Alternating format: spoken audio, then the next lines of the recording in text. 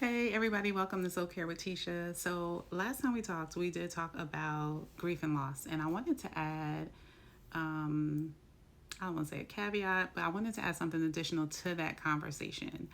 Um, Last time we were talking about how everybody grieves differently and the different stages of grief. You may experience them, and you may not.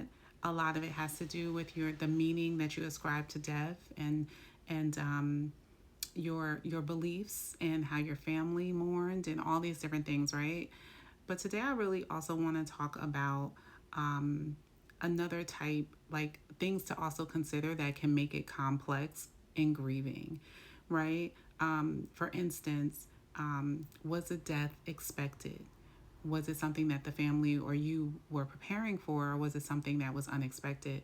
Was it tragic, right? I mean, was it a car accident? Was it, Lord forbid, like a murder or something? Was it something tragic? Did you witness it? Were you there? Did you have to make a decision? Did you have to decide whether you were going to take someone off life support, for example, right? And so all these different things layer the traumatic experience. And so, with all of these things, there may be feelings of guilt, there may be feelings of shame, there may be feelings of anger or helplessness, right? And all of that is going to play a part in how you're able, the meaning that you assign to the death, the meaning that you assign to life after the death, how you're able to navigate it and grieve through it, how you're able to mourn it, how you're feeling about yourself and your role. And so, all of that is really, really important to consider. And for anyone who is experiencing something as complex as that, I highly recommend going through therapy so that you have the opportunity in a safe space to express those different emotions and feelings and process them. Um, Even if, dealing with imagery, like images that you're seeing, visuals that you're having, and all those different things are a part of this grieving process. And so I really wanted to point that out because those things matter as well.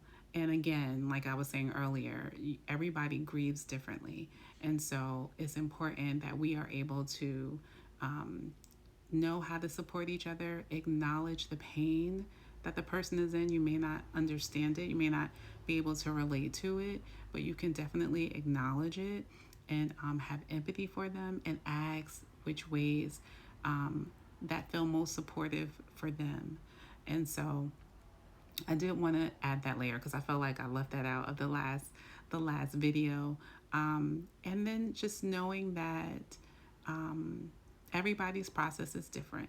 Everybody's process is different. How people choose to honor those that they've lost is different, and having a respect for that, right? And I think also not insisting on this forward movement, not insisting on people getting over things, right? People just moving forward, allowing their grief process to be their grief process, right? And also, I think coming from the person who may be a family member of someone who's experienced loss and trying to figure out how to support them, being really conscious of what is making you uncomfortable that you might not want to be experiencing with them because of your level of uncomfort, and knowing that that is not most helpful to them, right? And so, even encouraging yourself to deal with your level of uncomfortability. Why am I so uncomfortable with this? And working through that for yourself so that you can show up in a better place to be able to acknowledge the pain that they're in.